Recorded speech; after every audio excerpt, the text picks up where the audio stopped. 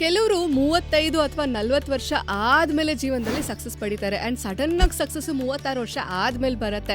ಇನ್ನೂ ಕೆಲವೊಬ್ರಿಗೆಲ್ಲ ಲೇಟಾಗಿ ಮದುವೆ ಆಗುತ್ತೆ, ಲೇಟಾಗಿ ಜಾಬ್ ಸಿಗುತ್ತೆ, ಲೇಟಾಗಿ ಮಕ್ಕಳಾಗತ್ತೆ, ಎಲ್ಲನೂ ಲೇಟಾಗಿ ಆಗ್ತಾ ಇರುತ್ತೆ.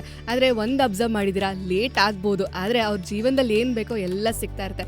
ಕೆಲವೊಬ್ರು ಹೇಳ್ತಾರೆ, ಮೇಡಮ್ ನನ್ನ ಜೀವನದಲ್ಲಿ ಬೇಕಾಗಿರೋದೆಲ್ಲ ಸಿಗುತ್ತೆ ಆದರೆ ತುಂಬ ಲೇಟಾಗಿ ಸಿಗುತ್ತೆ, ಅಷ್ಟರಲ್ಲಿ ನನಗೆ ಇಂಟ್ರೆಸ್ಟೇ ಹೋಗ್ಬಿಟ್ಟಿರುತ್ತೆ ಅಂತ ಸಾಕಷ್ಟು ಜನ ಹೇಳ್ತಾರೆ. ಇದೆಲ್ಲ ಏನಕ್ಕಾಗತ್ತೆ ಅಂದರೆ ಒಂದು ನಂಬರ್ 8ನ ಇನ್ಫ್ಲೂಯೆನ್ಸ್ ಅಂತ ಹೇಳುವಂಥದ್ದು. 8ನೇ ನಂಬರು ಶನಿಯ ಸಂಖ್ಯೆ ಅಂತ ಹೇಳ್ತೀವಲ್ವ. ಸೊ ಹಾಗಾಗಿ ಶನಿ ನಿಧಾನಗತಿಯಲ್ಲಿ ನಡೆಯುವಂಥ ಒಂದು ಪ್ಲಾನೆಟ್ ಆಗಿರುತ್ತೆ. ಹಾಗಾಗಿ ನಮ್ಮ ಜೀವನದಲ್ಲಿ ಏನಾದರೂ ಶನಿಯ ಸಂಚಾರ ನಡೀತಾ ಇದ್ರೆ, ನಮ್ಮ ಜಾತಕದಲ್ಲಿ ಏನಾದರೂ ಶನಿ ನಮ್ಮ ಲಗ್ನದಲ್ಲಿದ್ದರೆ ಅಥವಾ ಎಲ್ಲಿದ್ದಾನೆ, ನಮಗೇನಾದರೂ ಶನಿಯ ರಾಶಿ ಇದೆಯಾ, ನಕ್ಷತ್ರ ಇದೆಯಾ, ಲಗ್ನ ಏನಾದರೂ ಶನಿದಾಗಿದೆಯಾ ಅಥವಾ ನಮ್ಮ ಡೇಟ್ ಆಫ್ ಬರ್ತಲ್ಲಿ ಏನಾದರೂ ನಂಬರ್ 8 ಇದೆಯಾ, ಅದು ಎಷ್ಟು ಸತಿ ರಿಪೀಟ್ ಆಗಿದೆ, ಎಲ್ಲವನ್ನೂ ನಾವು ನೋಡಬೇಕಾಗತ್ತೆ.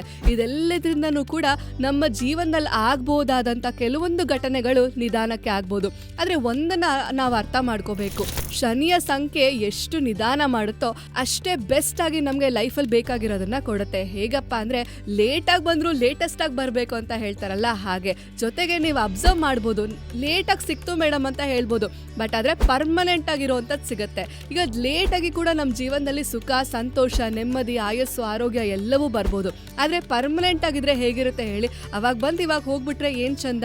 ಪರ್ಮನೆಂಟಾಗಿ ನಾವು ಲೈಫಲ್ಲಿ ಚೆನ್ನಾಗಿರ್ಬೇಕು ಅನ್ನೋದೇ ಇಂಪಾರ್ಟೆಂಟ್ ಅಲ್ವಾ?